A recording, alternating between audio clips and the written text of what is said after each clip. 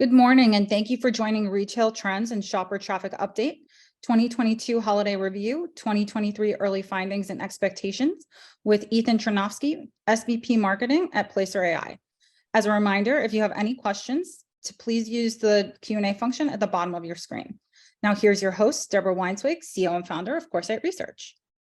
Hello, good morning, everyone. Good evening, good afternoon, depending on where you're joining us from. And looking forward to having this fantastic conversation with Ethan. And especially as we are, let's just say, a stone's throw into the fourth quarter earnings reports. We had Walmart and Home Depot, who I would say, maybe they kind of kept some chips on the table, but definitely a bit more of a conservative approach so far to 2023 outlooks. And so I think we're going to look at that. We're going to talk about the trends that are driving, potentially some of this conservative nature. And as we take a kind of look back in our rearview mirror, thinking about who were the winners this holiday season, why did they win? And what has been interesting, and Ethan will, of course, share more insights with us, is we are seeing that store traffic has been a real key driver so far this earnings season of top line growth and where retailers are focused on, as well as store openings. So Ethan, thank you for joining, and I want to hand over to you to kick us off. Thanks, Deborah. It's always great to be here. As always, just want to start with a quick introduction for those who are new to Placer and what it is that fuels our perspective on the world. So we are a location data company. Very simplest way of putting it, people vote with their feet. We're showing you how they vote across the United States every single day to retail locations. We do that by observing a panel of over 30 million devices. Very critically, is all de-identified aggregate data. So we are GDPR and CCPA compliant. We then analyze that data with machine learning and AI algorithms and present it in a wealth of different reports within our platform on everything from cross-visitation, void analysis, true trade areas, visits, and a whole lot more. If anyone is interested, we do have a free version of our premium product available at Placer.ai.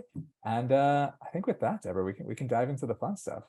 I have a question. What is the difference between de-identified and anonymized? So de-identified means you remove it. Anonymized is like a state that is potentially impossible to get to. So I think it's to try and be as accurate as humanly possible in terms of what we're showing. I love it. All right. So here we are looking at holiday.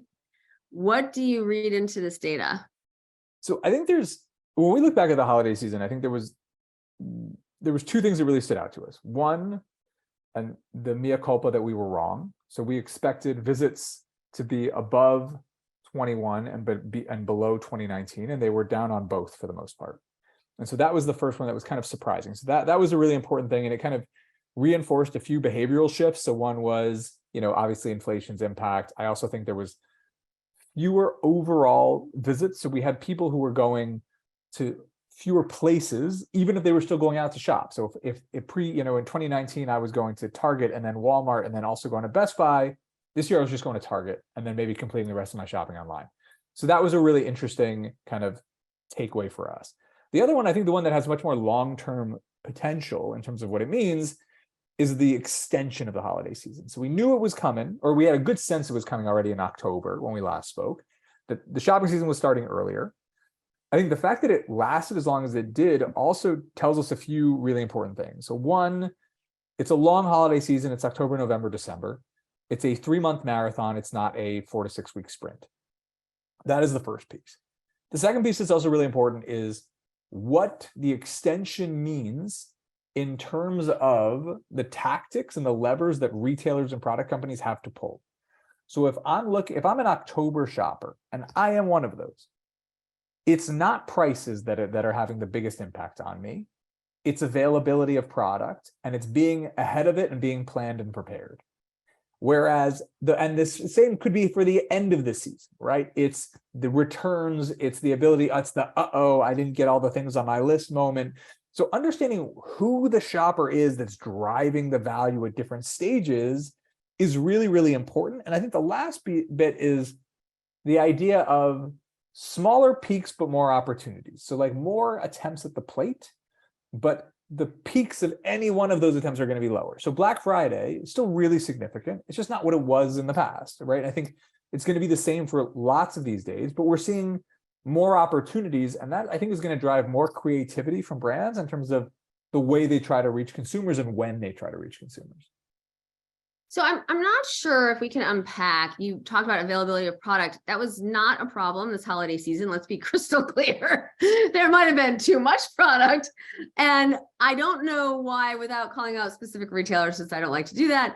But there were some retailers that, basically were very open publicly about having a lot of excess inventory. But you would go in store and nothing was on sale, but the consumers had heard that there was all this excess inventory. And then we saw them, kind of drop all that after, let's call it on 12/26. And then the other thing I'm going to push back to you on is, how are you thinking about, how are you aggregating holiday? Are you now looking at it instead of just November and December, October, November, and December? And I have one more question while I'm on a roll. How are you defining superstores? Okay, so with superstores, we're generally talking about, Target, Walmart, people that have that massive reach, and they kind of don't fit into any of the other buckets. In terms of the first point, I think it's important. I think if in 2021 product availability was fear-based, what we're seeing in terms of the continuation of the early shopping is that product available, it's the planned shopper. Right. So it's the person who says, I want to have my stuff done. I don't think the discounting was the biggest driving force of why there was good visits in early October. Visits were ahead of where they were in 2019, even if they were slightly behind 21. I think likely because of that fear base. So you don't have that full spectrum, but you do have that value for that customer who wants to have their things planned and done early. In terms of looking at the overall holiday season, I think it's actually a really important question, and I don't have a great answer for you because everything's getting extended further. So even from silly things like Starbucks bringing the pumpkin spice latte earlier and earlier into August. Or cutting all our point, or making it twice as expensive to get a cup of coffee right now, which I'm that is not a good move in this environment, right? But there's like I said, not a company I've ever covered, so I'm very comfortable at being very open here. But I think that as more of these periods become extended, they starting to wash into each other, where it's just this endless cycle. So I know that's a not great answer, but I think it maybe reflects the confusion that is more widespread of when does the holiday season really start? So I'm going to take the other side of that. And I think Elaine Long, who also jumped in and said, Disney doing the holiday earlier, but we host our 10/10 shopping festival on October 10th. And it was very interesting, because Amazon, in all their kindness, they let us lead with charity, and then they were right after us. If you remember, October, because there was so much excess inventory, I don't think I've ever seen it in my history of covering retail, there's all this experimentation, and that, I think, now that may have, the consumer might have been what is going on, because there was a lot of, and that's why I want to unpack this a bit more, and I know we've already kind of moved along, but that's all right, is that there was, and so it goes back to, I wonder, is the biggest holiday lesson that consumers like consistency, They don't want to have all of this, kind of newness, and, they want to be able to, basically understand what's happening in terms of what does the kind of calendar look like? When is it going to kind of roll out, as opposed to all this experimentation, which is what I think October was. I mean, what if the answer is yes, but I think, I think it's an important distinction, and it's we're going to talk about this a little bit in terms of the inflation conversation too, but where does it make an impact? So I think you're right that most people want to have that stability. They want to go shopping on Black Friday, and that's why that peak is still so massive. However much people want to talk about the demise of Black Friday, if it's not what it was, it's still an enormous number of visits that take place on those days. But for people at the margins, and there's opportunities at those margins, and I think it's so I think the answer could be that yes, there are the people who want their tradition, and they're going to, and their kind of expected pattern, and they're going to fall within what's always existed for them. But there's an ability with some of the experimentation and testing to find new pathways to other key audiences or to reach them. And I think that could be it might be the balance in between the two perspectives. That I would take that one. That makes a lot of sense to me. And then this lingering inflation, it was interesting. I don't know if you saw one of the CPGs came out yesterday and was like, maybe we need to like hold price at this point, because I do think what we saw is that, right, pricing got ahead of costs. Mm-hmm. And the consumer's smart, right? They understand that. And so I think that if in this environment where they also feel that maybe kind of there's this imbalance, going back to what you said, right, between price and cost, right? How high is high? Yeah. And that may be what this chart is showing us. I mean, I think the interesting thing is, your perspective on kind of how the costs and using all these kind of other perspective is really fascinating.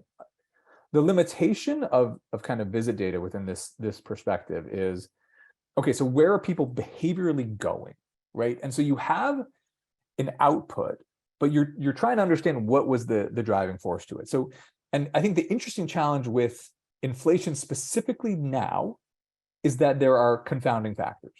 So one, you see kind of off-price retail doing really, really well. Is that pure inflation? Is that extra inventory? Is that the fact that they're just really good retailers and they're doing well anyway? I think that's one thing. Look at the dollar stores are another great example of this. They had these rapid expansions across the country, obviously really effective retailers, well positioned for the current environment. I think what we are going to see over the next 6 to 9 months is a really fascinating question of kind of like almost we talked about like the pull forward of demand. We saw these huge peaks. Could they sustain? We're going to see a similar question of like, how did well-positioned retailers from a inflation perspective, how much visit share did they grab? Because if Dollar General, if people are going to Dollar General now, and they were going somewhere else before, and then when things get a little bit cheaper, they go back, okay, it's interesting. If even a percentage of their visits stay in Dollar General, that's really fascinating, because that speaks to a conversion of part of that customer spectrum that's now there for the longer term. Well, and it's very interesting. So I found some of the dialogue from the retailers as things were kind of opening, a lot of this chat around investment in in-store tech, and it could be at POS, it could be in different, other areas of employee automation and whatnot. And I do think that it will be interesting to see, let's say mid 23, because I do feel, yes, we've had a change in shopping patterns. And I think a lot of it is based on inflation and product availability at, on the soft line, let's call it really on the soft line side more than hard lines, that I think a lot of the off-pricers are, kind of really benefiting from. But if you look at the dollars, right, the dollar stores, I do think that there is an improvement in overall fundamental operations. And, right, I mean, it's not like going to, let's just say a club store where, you can really be very intentional about what you're buying and how much you're spending, and to have even like enough left over for a treat for your dog, for your kids, for whomever, for yourself. And that I think is, I think that in some ways our values have changed quite a bit. And I actually think that's a lot of what this is a fascinating, kind of, well, 3 charts kind of pulled together. I think it is really interesting. And I think we got to hold ourselves accountable to go back and revisit this in like a few months when we've gotten through a lot of the excess inventory, because then I think we'll see if there's something operationally, and also, this move towards maybe more off mall than on mall as well. I mean, that's a great point, but I like the innovation point you made, and I think it really fits within the off-price environment, because I think one of the areas that's a challenge in the innovation perspective is like, okay, so what does it do now? Like, how is it actually helping you in the near term? Not just the exciting ideas that are going to have an impact 5, 6, 7, 10 years down the road. And I think off-price is one of these interesting areas where it feels almost like, for the consumer, not obviously on the supply side, but for the consumer, almost like not so tech evolved. Like, it's kind of a walk the store, find the thing you're looking for. It's not super simple. And that's almost, again, we created the treasure hunt concept, but it's in theory, that's not a convenient experience. It's just, there's a joy to that people find in something that's less technology inspired. I think the interesting place is, how does technology bring up the value for the consumer in these specific environments? I think that tells us a lot more about how innovation is going to impact retail in the coming years. So Q&A is like blowing up because I think we've hit on something, Ethan, here. So first, I want to thank Richard. Dollar Tree and Aldi are growing rapidly, very rapidly, and number of stores and sales. Aldi is phenomenal eating Kroger's lunch. And you see basically a more affluent consumer. Kind of Richard goes on, and Richard also said he's shopped for like holiday gifts at Aldi, and so we're starting to see, right. And they have, right, I mean, they've been fairly open, right? They are, kind of locating, I mean, you would have this data and we can, once again, I've got our whole next call mapped out, right? But they are opening in more affluent areas, right? Than they have historically. And that is fascinating, right? And I look at it as almost, right, you can kind of run in, run out and stay on your budget. How do you think about Dollar Tree and Aldi? Because we hadn't even kind of gone into like the Aldi, Lidl, Trader Joe's direction. I think they're super fascinating, and also the way they're expanding. Like, their visits per venue metrics are really strong. We just put out a blog post about this actually recently, and if you look at where they're expanding into, there's blue ocean there. So they have like, especially if you take a nationwide strategy of where they can go, they're not limited regionally. Like, that's a really powerful perspective to bring to the mix. I love Richard's point about the Christmas shopping at the supermarket. Like, I know you and I talked about this a little over a year ago, of like the added pulls for like even like wholesale, the wholesalers, like the club stores, the Costco's, the BJ's of the world, of like, you go in to accomplish something very specific, but I mean, they have, Hanes socks for like half the price. Okay, so you get that too. There is this element of like, if I've succeeded in getting you within my four walls, what else can I accomplish?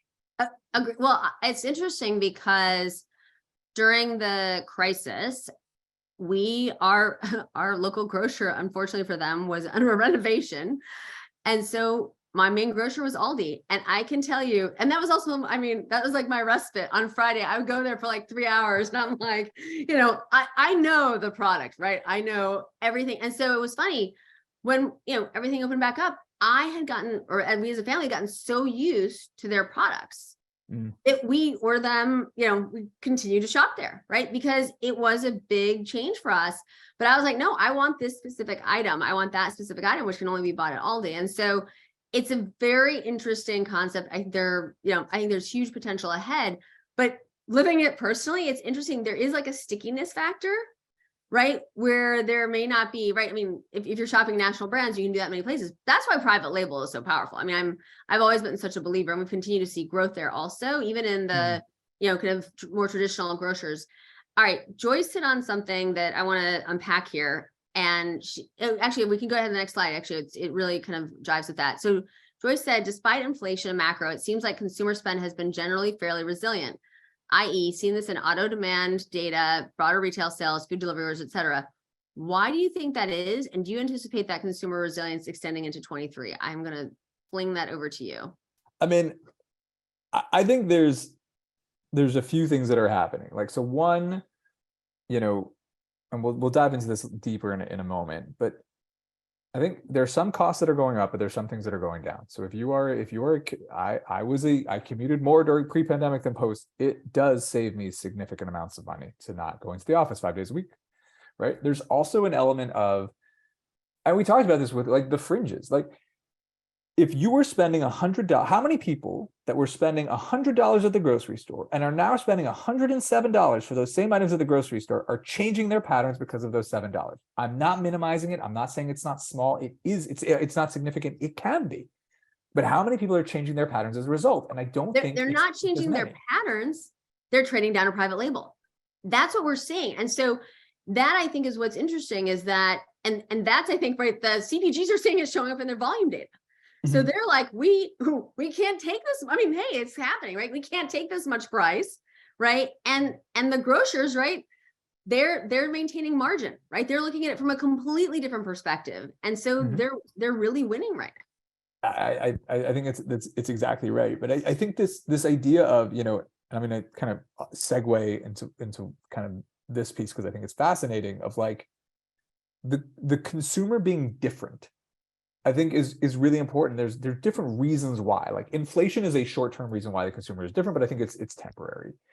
Migration is a significant shift. If you are a consumer, and again, we talked about this ages ago, Costco's audience of all their competitors got much younger relatively during the pandemic. Like it's a fascinating shift of just the average age of a Costco shopper. And it's because people left the cities, they moved to a home in the suburbs, and all of a sudden they have the space and the proximity to go to They went Costco. crazy. Yeah, and by the way, Costco's awesome. So of course, when you go there, you're going to fall in love if you have the space and all that. But I think the office piece is really important. We touched on it briefly in terms of the commute. But if you think about, I mean, this is something that we're really fascinated by. If you look at the visit data, it's not that people overall aren't going back to the offices, they're going back less.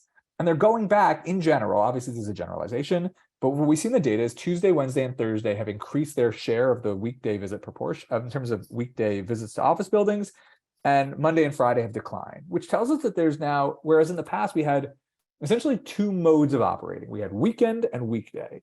We now have weekend, weekday office, and weekday from home.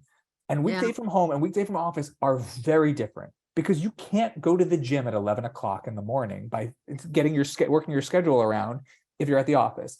You're not going to go to the grocery store at 8 in the morning if you need to be in the office by 9. But if you just have to be back in front of your computer at home, it's a possibility now.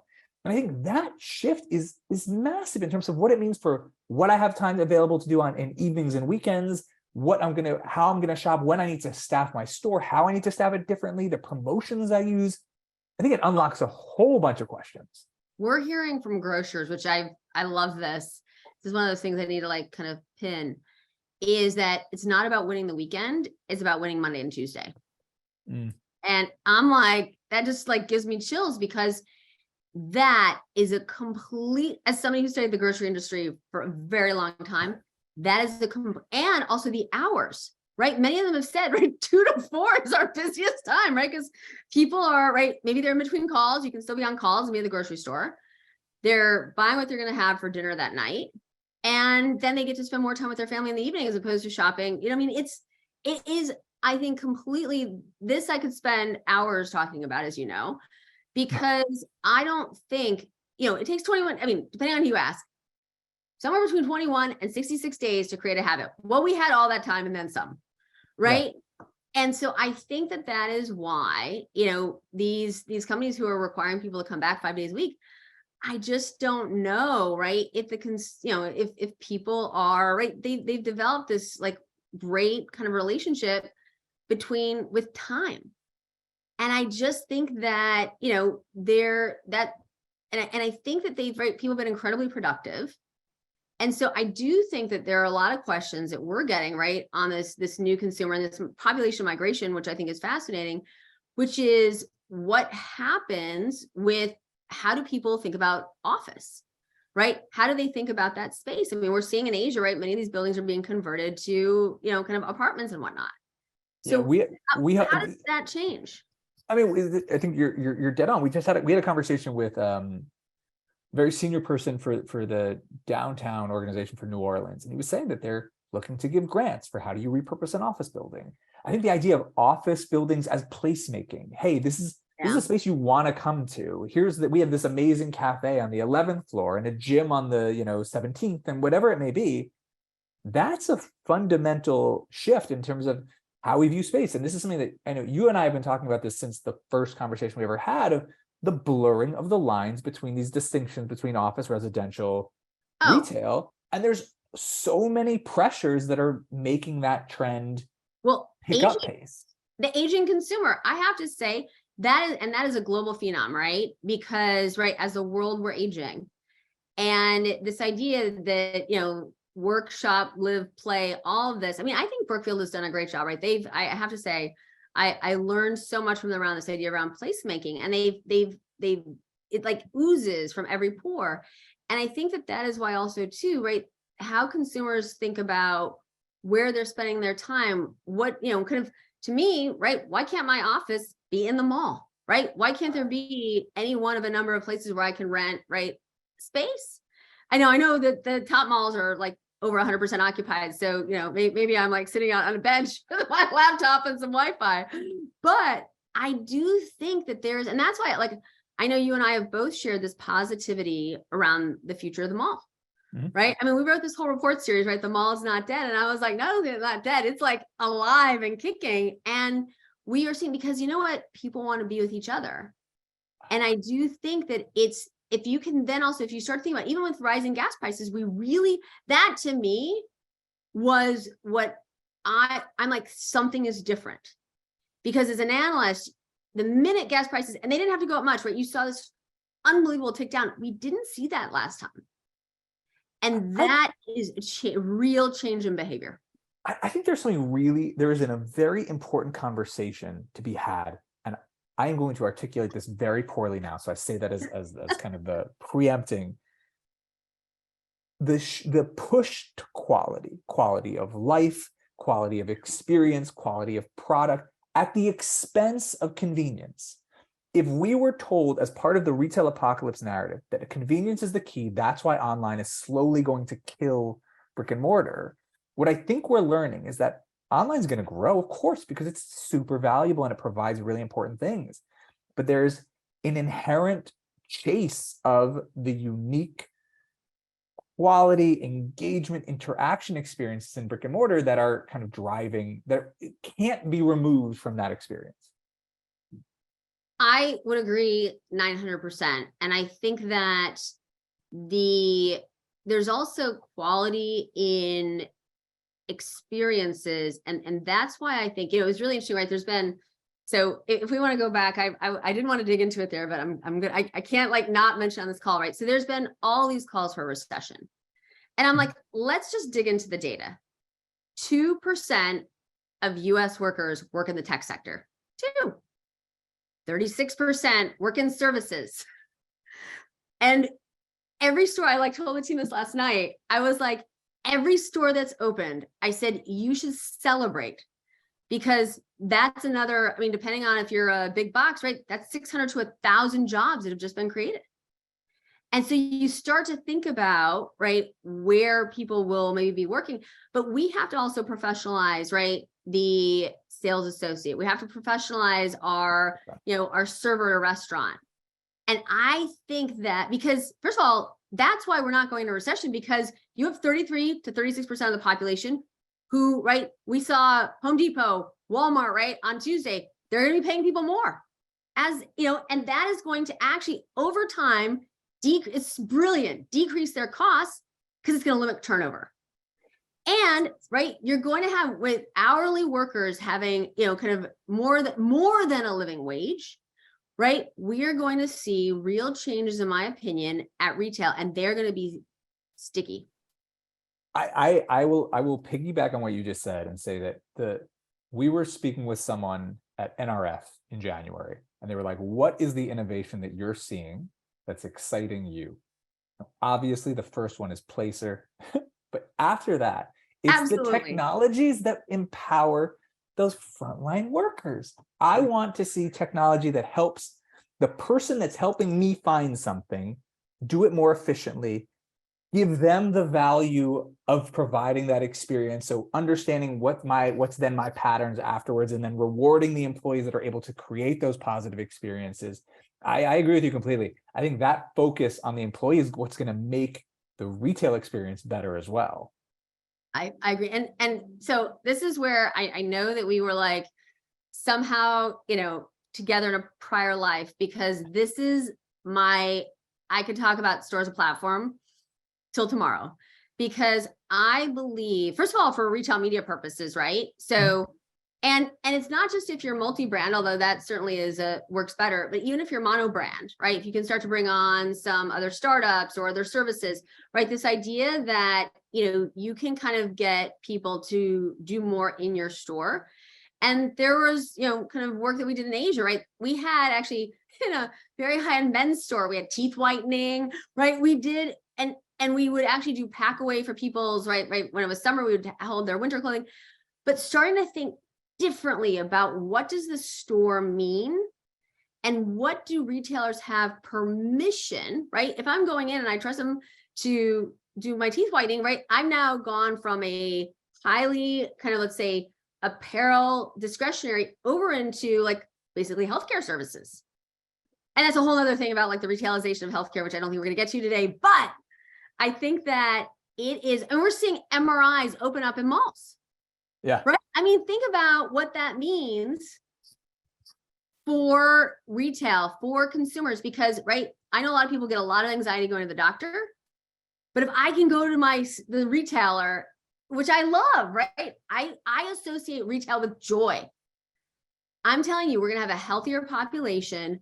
Retailers, malls are going to benefit. And this store is a platform idea. I think it's just getting started.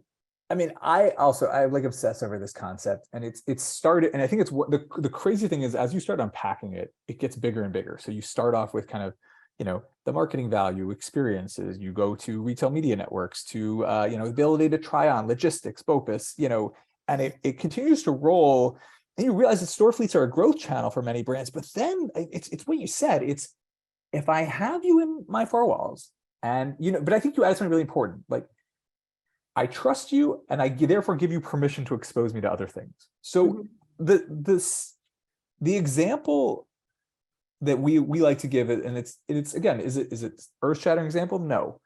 If you go to Warby Parker to go buy new glasses, and you see something in the corner of the website that says hats, the overwhelming majority of people we speak to are like, yeah, I'm never going to click on that, right? I go to Warby Parker for my glasses. I'm very focused on my online shopping. Like, that's the brilliance of online shopping.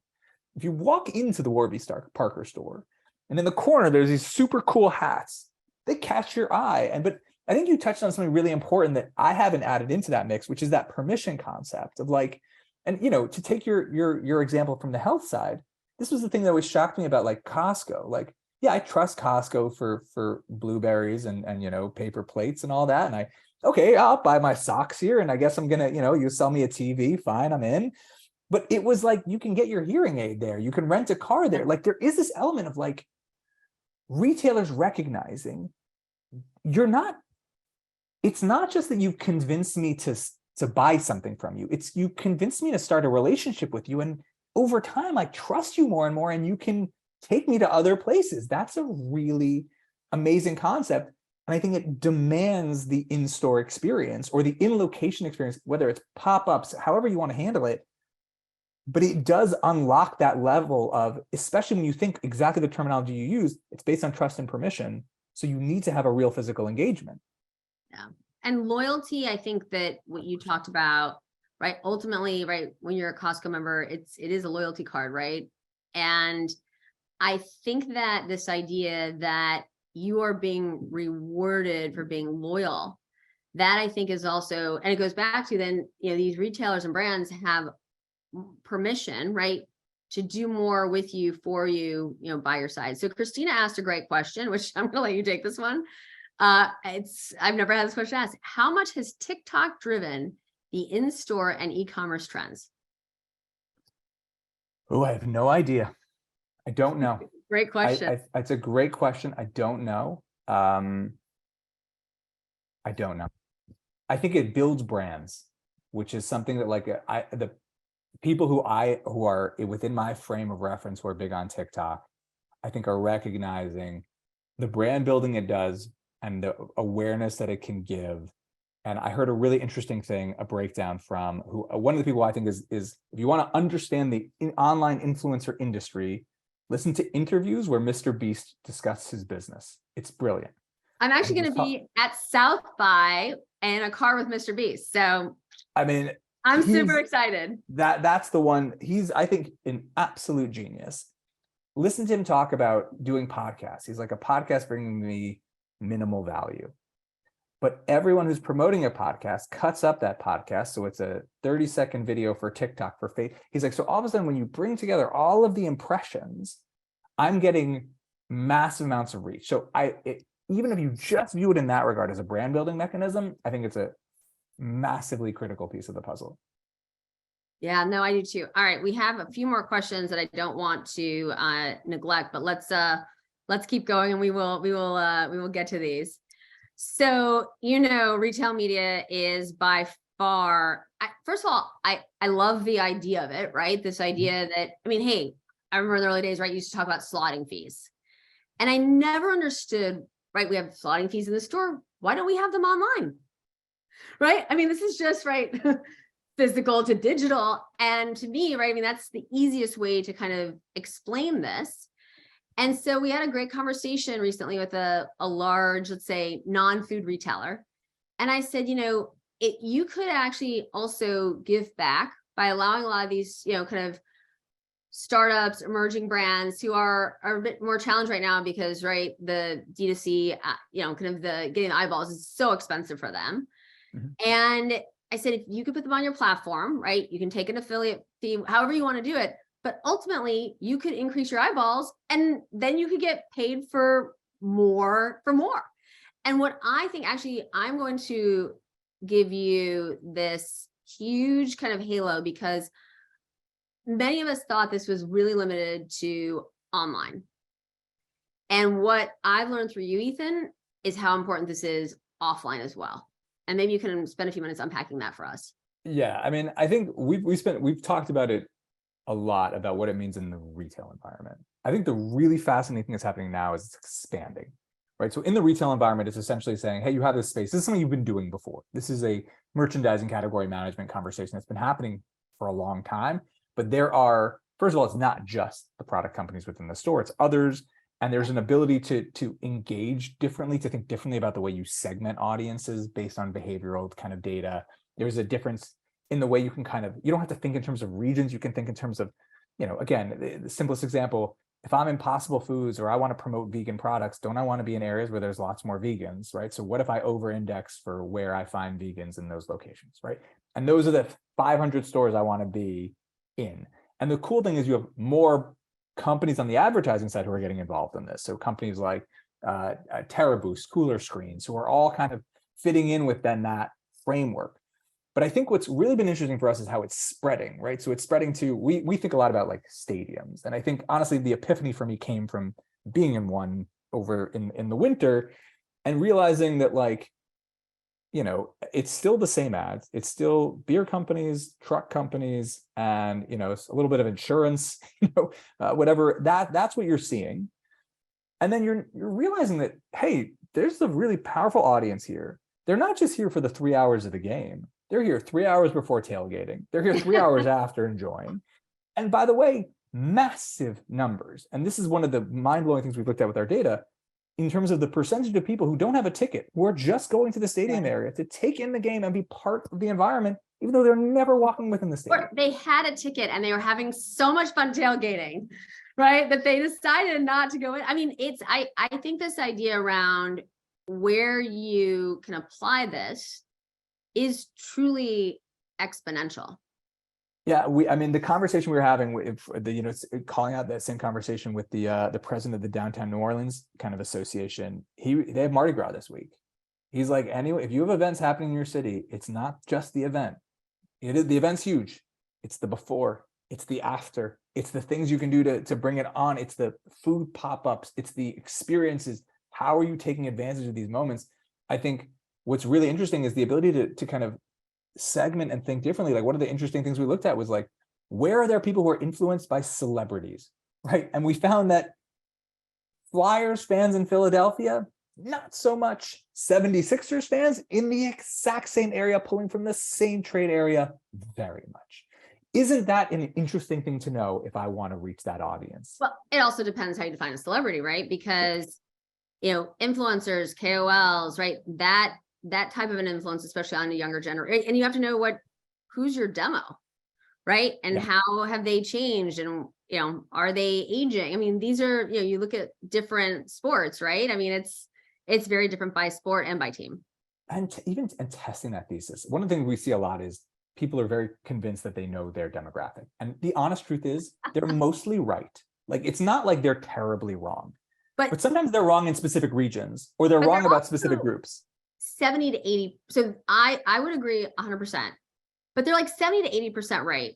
And this is the 80-20 rule. So if you're wrong on that 20, right, that can have huge implications if that 20 could be driving 80% of your business.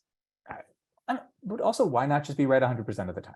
Exactly. This is, there is this the pursuit of like, full rightness that I think we can attempt to aim at. It's just, it's not going to be easy, but it's possible.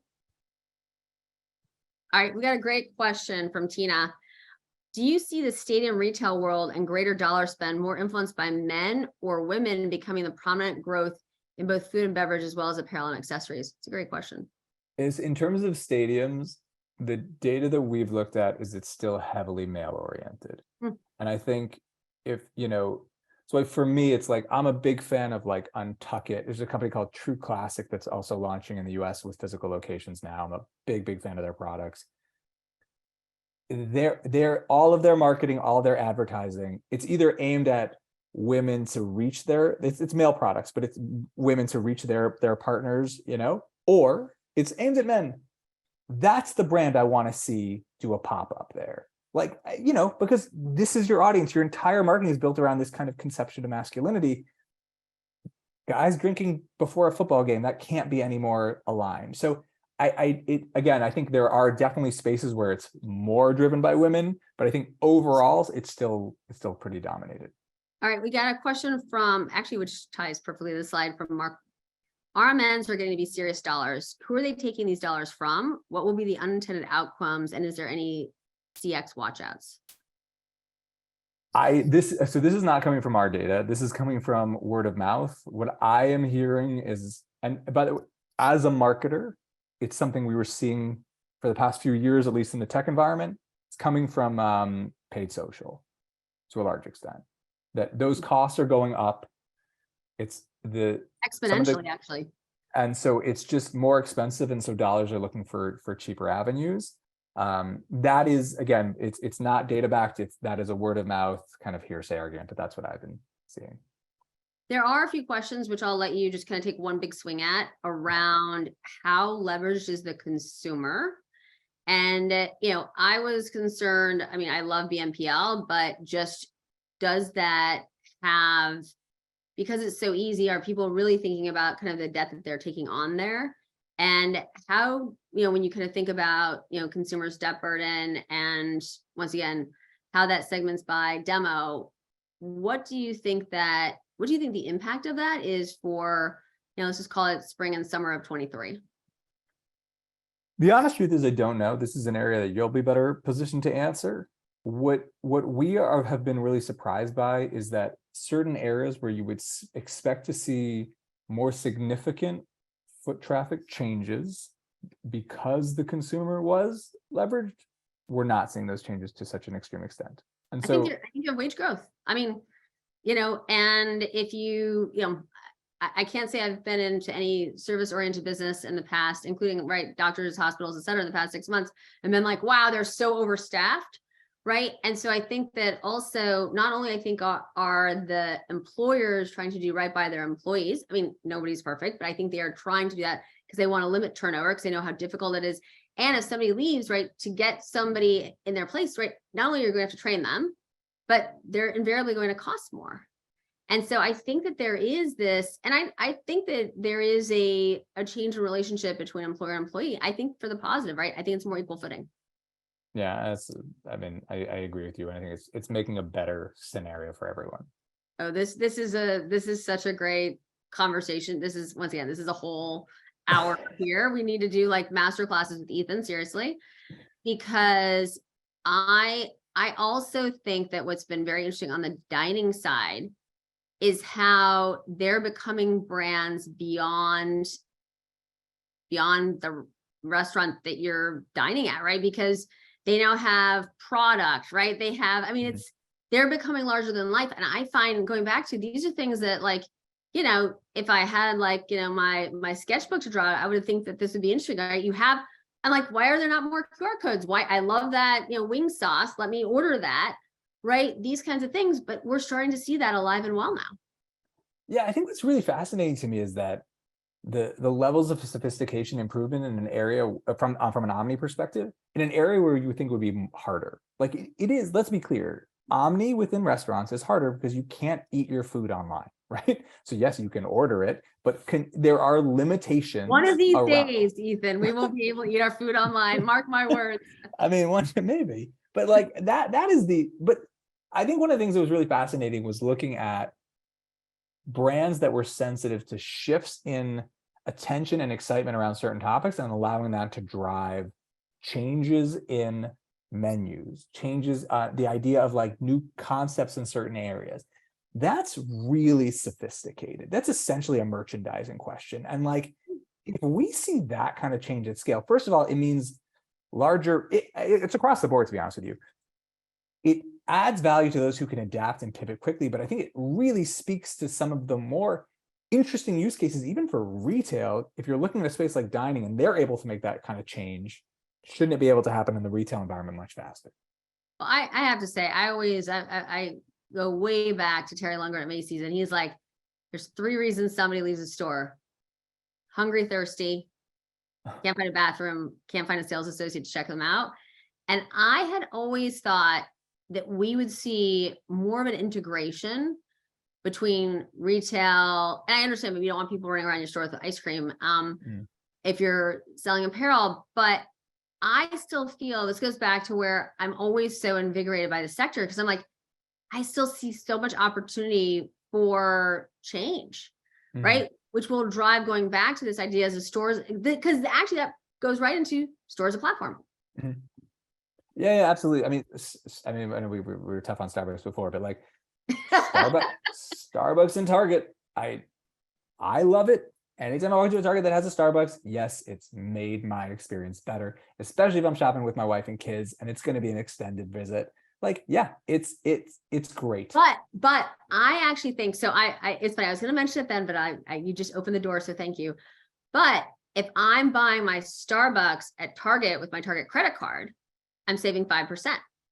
So going back to how, right, there's unintended consequences from, actions that, kind of people take.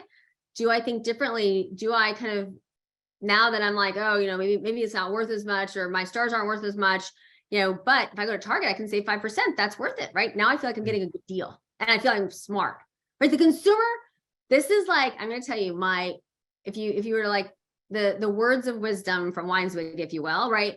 Number 1, the consumer does not want to feel like a chump. They don't want to see somebody in front of them. I mean, I remember being in a department store and the woman in front of me had like a stack of coupons like this. And I'm like, so I'm going to pay, right? And so I remember I was like, I'm not afraid to speak up. And I said to the sales associate, I said, I don't have all those coupons. She's like, don't worry, honey. Right. Like, cause she didn't want me to feel like a chump. Right. And that was a lifelong lesson. Number 1, on how you take care of the consumer.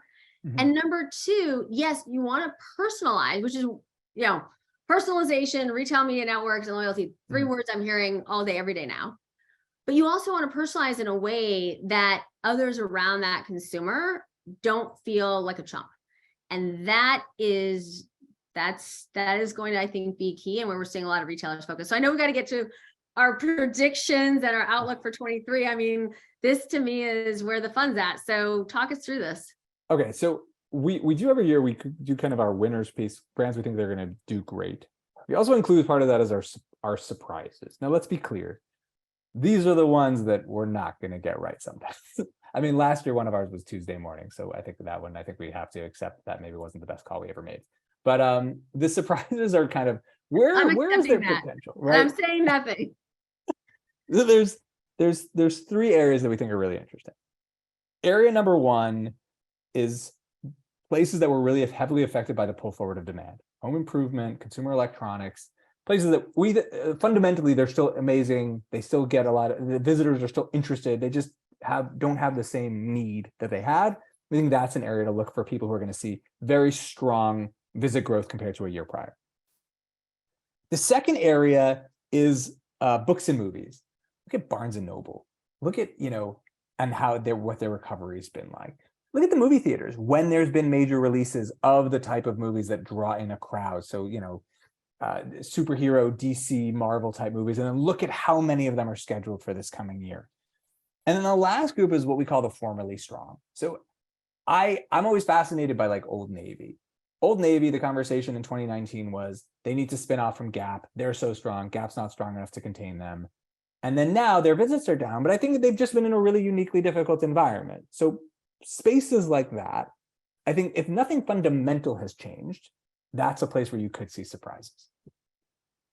Actually, it's a very good point. I will say that I think as we look at the year ahead, right, we've already started off with a few big bankruptcies. And what happens there, right, the minute consumers are smart, right, everyone always underestimates them. But the minute the consumer hears that, they're like, and the reason that they're not going to shop there is because if that store closes, then they can't return the item. So what you see actually, I mean, it's like literally, it's like lockstep every time, but you move very quickly to somewhere around 60% of the volume you were doing previously because of this idea, because the consumer's like, unless I'm buying, right, like a bar of soap, then I'm definitely going to go home and use it, not return, right? I need to think differently about where I'm purchasing. And so I think, and I would love to kind of do this with you together. Let's look at those retailers that have announced bankruptcy and, you know, within a certain trade area, let's see, right, who's gaining share, because I think that we're going to see some very interesting changes in terms of winners and losers. And I have to say, I don't think it's necessarily going to be who we think. And so far, right, the size of these bankruptcies announced has been, right, on a much bigger scale, in a good way, maybe for the industry as a whole, because there's just so much volume that's already been coughed up, belched up, whatever you want to say. And, you know, you think about Party City, I mean, you know, every dollar store is like, woo, right, they're having a party, right? And so, you know, you start to look at this, and we've actually, I will say my biggest surprise is we're in, you know, we're already in the third week of, it's almost the end of February. The fact that we haven't seen more bankruptcies, because that's what everyone, you know, that was the big call out, right? I mean, we worked with retailers to build their, and others to build their shopping lists, right, of who they wanted to buy. Well, they're not for sale, right? That's actually, to me, and that, Ethan, I think I love to end on a positive note, as always. There was only one, like, you know, kind of carnage along the way today, which was Starbucks, but, you know, hey, that others had already had that conversation. We just, yeah, we're you and I are usually like so constructive. But I think as we look ahead, right, we're seeing a much healthier consumer, retailer, mall environment. And I think that so many people are taking the under versus the over. That if you're an investor and you're still with us, because Ethan and I can talk for days, but I actually think this is a sector, and I've said it now for 6 months, this is a sector I would be long all day long. And if retail's doing well, the REITs are doing well. Yes, we are in a higher interest rate environment. And if you have a lot of, you know, kind of debt that you're refinancing, well, that may be a tougher road ahead for you. Outside of that, looking at everything like ceteris paribus, the same, I think it's going to be a great year. And I think that those are going to be the surprise. We need to come out. We've got to have like our 2023, right? Like our list. And we got to go wild, because I think that even some of those wild kind of predictions could come true this year. I agree with you. It's really hard for me to put because I think some of it's so obvious. Like, I feel so good about so many retailers and so many segments within retail. And I think a lot of it is, you know, we talked about the retailer is smart. The consumer is smart. Retailers are really smart too. And also so are like the landlords there's some really smart decisions that were made years ago that are only paying off now. And I think you're seeing the benefits of those decisions. I do want to thank everyone in the Q&A chat who's dropped in comments about Starbucks, because I agree with you 100%. So thank you. And someone said, I just have to say, these are great. Thank you, audience. You're amazing. Tom Cruise should make a movie once a month to save movie theaters. I do agree. You know, I that is like one sector, you know, I have to say, I think they've been stronger than I had feared, but that is, I mean, everyone built home theaters, you know, and one of the, I was speaking recently, and of course there was some kind of like AV issue. And actually like the person I was presenting with was like, he actually was able to fix it over the AV person. He's like, I've got 10 TVs in my house. And I was like, okay, I'm like, I have one and it's like barely functioning, but that's, yeah, that's the difference between a house and an apartment, right? So I think this is great, and this is a great way to end it, because it's something actually has been on my mind quite a bit, and we've actually had a lot of our clients bring this up as well. So I'm gonna kick it off with one final from Michael. Considering the migration trends in the US, how do you see a change in people shopping, especially in the home sector? And we've had an unbelievable amount of questions in home. So I'm gonna let you knock this one out of the park, Ethan, and we'll end there. It's why I think that sector is going to do really well this year. Yeah. I think the combination of the pull forward of demand, there was insane levels of visitation. And I think the economic environment is making people say, we don't need to do this right now. I think as things get better, and their peak season is coming, it's March, April, May, it's about to hit.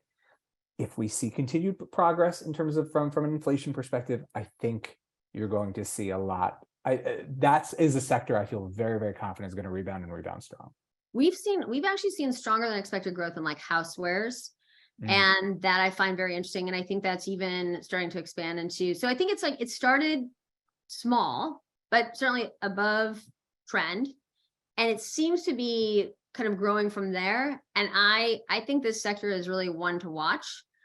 And, how the consumer behaves here, what they shop, because I think also too, people are like, you know what, we're probably going to be spending more time versus 2019 at home. And there are still actually things that we haven't done, projects we haven't been able to complete, et cetera, either due to time, funds, or even like availability of product.